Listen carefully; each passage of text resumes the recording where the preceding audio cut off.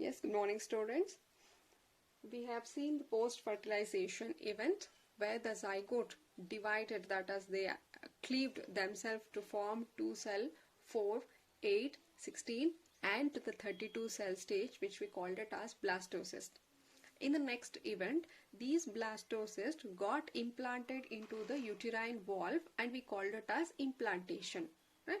After implantation, these blastocysts further develop into an embryo, and that is the gastrulation. We will see how the embryonic development take place. See, if this is the blastocyst, this is our trophoblast. Now we know out of those 32 cell blastomere, the smaller blastomere were called as micromere and they got arranged themselves in the peripheral, forming this trophoblast. And the bigger blastomere cells called macromeres, they arranged themselves in the inner region, central region. We called it as the inner mast cells, and inner mast cells were pushed towards one side, forming a cavity. We called it as a blastocell. And this is our inner mast cell. Now these inner mast cell, or otherwise you can also call them as embryonal knob. You can call these cells as embryonal knob. They get rearranged to form a flat embryonic or germinal disc, and this you call it as epiblast. The inner mast cells, they have rearranged to form the flat embryonic or germinal cells called epiblast.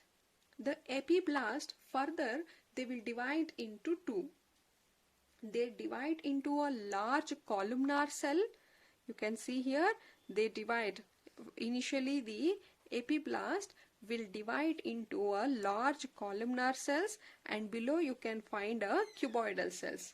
So these large columnar cells here, and below to that you can find a smaller cuboidal cells, and these are now called as hypoblast. Now this is the hypoblast. The hypoblast, I'll just give it a different color.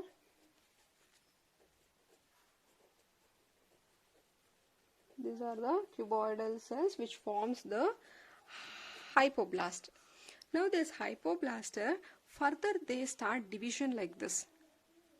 They continue division, they form a layer here, and these layers are called as extra endodermal layer. Extra endodermal layer. We'll come back to this. And also one more change which you can see here is the epiblast are pushed downwards. The epiblast which were present here were pushed downwards, and then they have divided into two cells. And here you can see, since they have been pushed, there is a small cavity formed here, the space here, and this cavity is called as amniotic cavity. The cavity formed between this trophoblast layer and the epiblast here are called as amniotic cavity. And now the hypoblast which is surrounded, there is a small yolk sac formed here.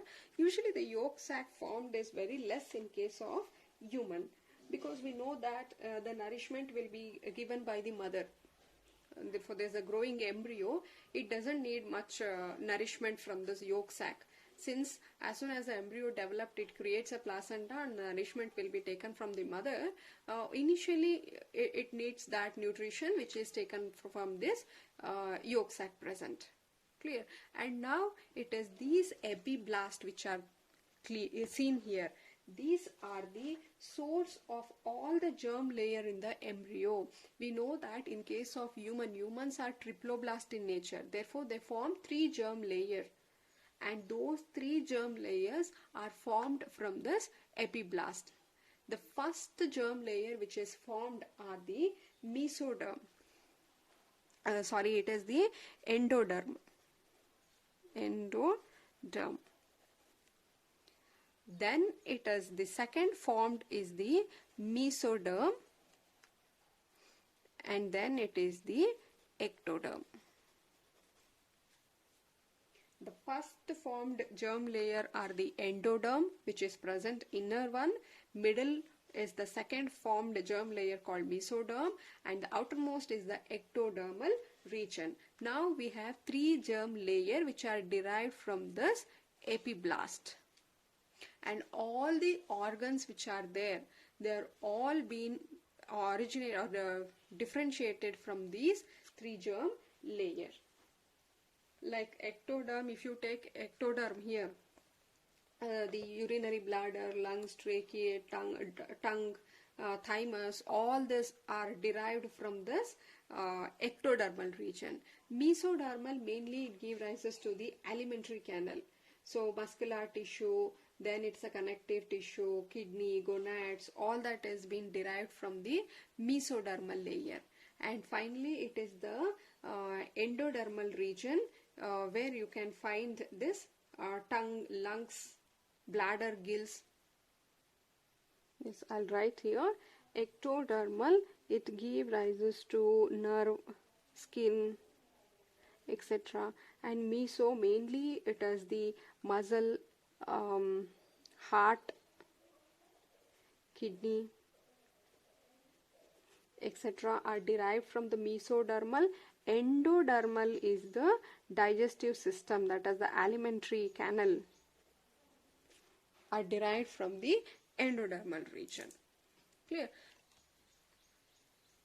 And this hypodermal, which has been extended, it just forms a layer, and this is called extra endodermal because they don't actually contribute for this germ layer formation. Clear? So now it is the organogenesis. Organogenesis is the formation of different organ in the embryo. I told you once the germ layer are formed, all the organs will start deriving from this germ layer. And we also know that human pregnancy will last for 9 months. The gestation period is about 9 months, or you can also say it as 280 days. It's a 280 days. So now, how is that embryo developing for each month? In the first month, by the end of the first month, you can see the heart has formed, of the fetus heart has formed, and it starts beating by the 1 month of the pregnancy. And at the end of the second month here, at the end of second month, the fetus develop the limbs and digits. So all these limbs and digits, all the 10, 1, 2, 3, 4, 10 digits are also clearly visible. And by the end of the 12 weeks, 12th week meaning, see here 9 months it is there, we classify them into second trimester and third trimester. First trimester meaning 1, 2 and 3. First 3 months will form one trimester. Then it is 4, 5, 6th month forms the second trimester. 7, 8, 9th month forms the third trimester. So by the end of 12th week, meaning we are talking of this third month. By the end of the third month, most of the organ systems are formed, that is the limbs, external genitalia are all well developed. See, almost the fetus has now reached, it almost look like a tiny human. It has developed, all the organs are developed, very well developed by this 13th, 12th week. And the first movement of that fetus will be seen and by the 5th month.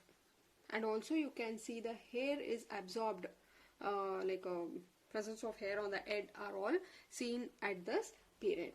By the end of 24th week, that is the second trimester, the body is covered with the fine hair, and eyelids are separated and eyelashes are all formed. By the end of 9 months, the fetus is fully developed. See here, there are many events happening at each week. Detailed studies has not been given. If you are still interested, watch some videos where you can see day by day or at least weekly improvements in the fetus development. Exactly what happens to the, how the fetus get developed in the womb. Clear? So it is 9th month, after 9 months, a fetus is now fully developed and it is ready to expel from the female body, and that you call it as a parturition. Yes, that's the parturition. Ejection or expulsion or delivery of fully developed fetus from the uterus of a female, you call it as parturition. And this is done by the neuroendocrine system. Both the neural and the endocrine glands will help for this parturition to happen. Let us see how the parturition has been signaled and how it happens. Fully developed fetus and the placenta release the fetal ejection factor. See, once the fetus is fully developed, the placenta and the developed fetus themselves, they will produce a factor called fetal ejection factors. These factors will reach to the maternal blood and they causes the contraction of uterus. You can see a mild contraction of the uterus. You can feel the pain. So that you call it as a fetal ejection reflex. Important. So the first signal is being given by the fully developed fetus and the placenta themselves. They give the first signal. That is, by releasing this factor, they will induce a contraction in the uterus, and that will be our first signal called fetal ejection reflex. Now, these reflex will now stimulate or trigger the pituitary glands to produce a hormone called oxytocin. Pituitary glands, this will go and trigger the pituitary gland to produce a hormone called oxytocin. So this is again very important, and these hormone will induce a strong contraction. As these hormones are released more and more, the uterine contraction will be stronger. They just induce a strong contraction. Initially the contraction was very mild. After releasing of this oxytocin hormone, the contraction is very strong, and that you call it as a labor pain. This contraction will rupture the amniotic membrane. This is a membrane which is present around the fetus. That membrane is ruptured and the fluid which is present will also leak. So this is one thing, and this also lead to the expulsion of a baby, and also the placenta is also expelled. See, placenta, we know that it is a covering. If you look at this diagram, so this is our placenta, umbilical cord, and this is a growing embryo. It has not been developed fully. You can see here after 9 months the embryo is fully developed. So now the size of uterus is also bigger due to this growing embryo. Once the embryo is expelled outside, the uterus sizes will shrink. Therefore, the placenta will also be pushed down. Clear? So therefore, after birth, even the placenta is lost. Entire this parturition event you can study under 3 phases called dilation phase. See, dilation is starts when the ovary release a hormone called relaxin. The ovary should release a hormone called relaxin is a hormone. So this will dilate the cervix, meaning it will broaden the cervix. So this cervical area will be broadened by the release of the hormone relaxin by the ovary. And next it is the expulsion phase. In the expulsion phase, this happens due to hormone called oxytocin. Here oxytocin, I told you, this will induce a strong contraction of the uterus called labor pain, and the same thing will rupture the amniotic membrane also. So all this comes under expulsion phase. And finally after birth, the loss of placenta is after the birth. And umbilical cord, which will be which is there here, the umbilical cord, as soon as the embryo comes out, the umbilical cord is cut to separate this placenta and the fetus. So once the umbilical cord is cut, the lungs of the baby expand and it will take its first breath. Until that, the exchange of oxygen and carbon dioxide was done through this umbilical cord and through the placenta. Placenta was the one which was helping in exchange of the oxygen and carbon dioxide.